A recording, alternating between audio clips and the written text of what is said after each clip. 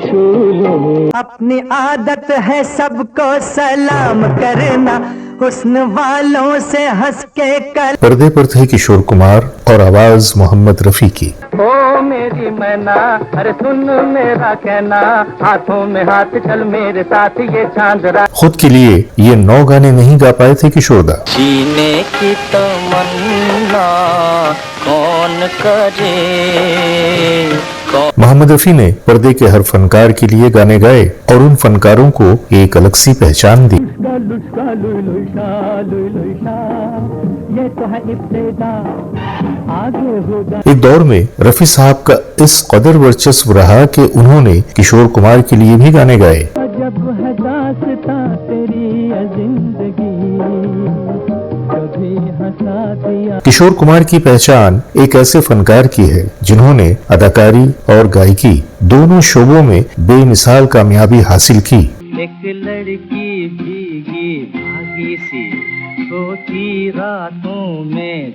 उन्होंने देवानंद, राजेश खन्ना, अमिताभ बच्चन समेत कई बड़े सितारों के लिए यादगार गीत गाए। भर के लिए कोई हमें प्यार कर ले, झूठा ही सही। मस्तानी मदहोश किए जा। इतना ही नहीं, जब वो खुद पर्दे पर अदाकारी करते थे तो ज्यादातर फिल्मों में उनके लिए प्लेबैक सिंगिंग का काम भी वो खुद ही करते थे। मेरे सामने वाली खिड़की में एक चांद का टुकड़ा रहता है। लेकिन बहुत कम लोग जानते हैं कि कुछ फिल्मों में पर्दे पर अदाकारी तो किशोर कुमार कर रहे थे, जबकि उनकी आवाज बने थे मोहम्मद रफी। अपनी आदत है सबको सलाम करना, हुस्न वालों से हंस के कला। उन गीतों में से कुछ शास्त्रीय संगीत पर आधारित थे, जबकि कुछ की धुन और ऊंचे सुरों को देखते हुए संगीतकारों को मोहम्मद रफी की आवाज ज्यादा सही लगी। ओ मेरी मैना, अरे सुन मेरा कहना, हाथों में हाथ चल मेरे साथ ये चांद रात के। वहीं कई बार उस दौर में संगीतकार अपनी रचनात्मक सोच और व्यक्तिगत पसंद के अनुसार भी गायक को चुनते थे। यही वजह थी कि किशोर कुमार जैसे स्थापित गायक और अदाकार के लिए भी कुछ चुनिंदा गीत मोहम्मद रफी ने गाए। यहाँ तो गम का साथ है, खुशी एक झूठी बात है। उठा नजरों को बेखबर। दिलचस्प बात यह है कि किशोर कुमार ने अपने फिल्मी कैरियर की शुरुआत बतौर अदाकार की थी। उनकी पहली फिल्म शिकारी 1946 में आई थी, जिसमें उन्होंने अपने बड़े भाई अशोक कुमार के साथ काम किया। बतौर नायक उनकी पहली फिल्म आंदोलन 1951 में आई थी। पहली किरण तक जिंदगी मुश्किल में है। अदाकारी के साथ साथ उनकी रुचि गायकी में भी थी। इब्तदाई दिनों में उन्होंने कुछ गीतों में कोरस गाया और फिर 1948 में आई फिल्म जिद्दी में उन्हें बतौर प्लेबैक सिंगर पहला बड़ा मौका मिला। खेमचंद प्रकाश के संगीत निर्देशन में उन्होंने मरने की दुआएं क्यों मांगू ये गीत गाया। जीने की तमन्ना कौन करे।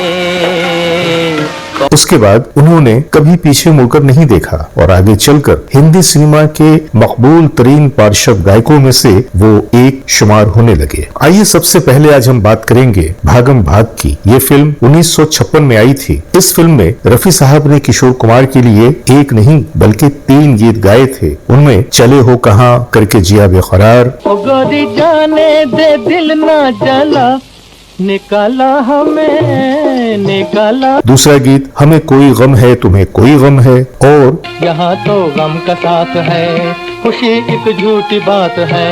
उठा नजरों को बेखबर। तीसरा गीत आंखों को मिला यार से शामिल है।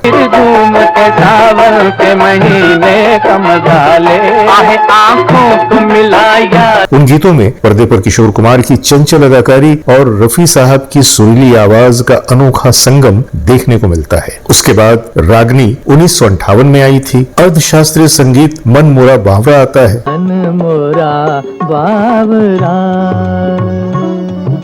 मन मोरा। माना जाता है कि उस कठिन रचना के लिए संगीतकार ओपी नैयर ने मोहम्मद रफी साहब की आवाज को फिट समझा और किशोर कुमार पर यह गीत फिल्माया गया। निस दिन गाए गीत मिलन के, निस दिन 1959 में फिल्म आई थी शरारत। इसमें भी दो ऐसे गीत हैं जिनमें पर्दे पर किशोर कुमार दिखाई देते हैं लेकिन आवाज मोहम्मद रफी की सुनाई देती है। पहला है अजब है दास्तां तेरी ये जिंदगी, जब है दास्तां तेरी ये जिंदगी, कभी हंसा दिया, जबकि दूसरा है तू मेरा कॉपीराइट मैं तेरा कॉपीराइट। कालू कालू लुशा लुशा, तू मेरा कॉपीराइट मैं तेरी कॉपी। दोनों ही गीत शंकर जयकिशन के संगीत निर्देशन में तैयार हुए थे। इस फेहरिस्त का अगला गीत है तुमको दिल दे बैठे हैं, जो फिल्म आबरू का है। तुमको दिल दे बैठे हैं, अब देखो क्या फल पाते हैं।